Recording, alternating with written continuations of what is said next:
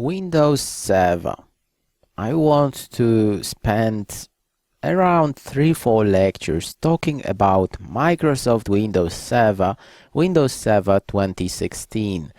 It is a more advanced topic, but I decided again to add it to my general networking course because there is a chance you get a job as a network engineer, maybe a support engineer. Maybe you want to know a little more about Microsoft and Windows Server. In this lecture, I want to show you how you can set up a topology like this at home. Yes, you can configure your own Microsoft Server for free. You can set up Windows 10 for free and everything using something that is called a virtual machine. It means you don't need a dedicated server. You don't have to buy a piece of hardware. You don't have to do it. You can just use a free application, and in my case I will use VirtualBox. And here I will show you how you can use VirtualBox. You can download it for free, put it on any laptop you want. The only requirement really is that it supports virtualization. You can see a link on your screen to explain what that means. And second of all, yes, you need at least 8 gigabytes of RAM, because you will have to share this RAM with your machines.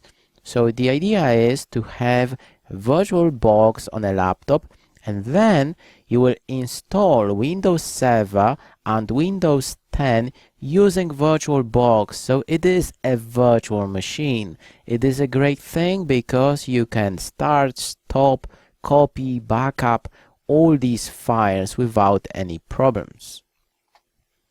How to use it? Well, when you finish installing VirtualBox, you go for new, you give it a name, any name you want, memory size, so I will give like around 3 gigabytes, so this 3000 megabytes. We click next, and here we can create a new hard disk. Yes, it is a virtual hard disk, so we just go for this option. We say create. We have a few options. I recommend staying with the first one if you don't want to share this hard disk with some other applications.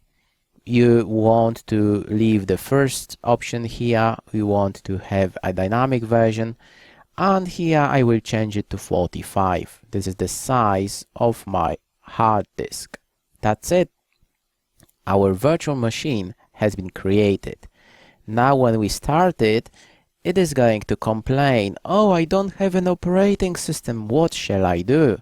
Well, you can get a trial version of Windows Server 2016 and even Windows 10 from Microsoft.com, and I'll show you how you can get these files in a moment.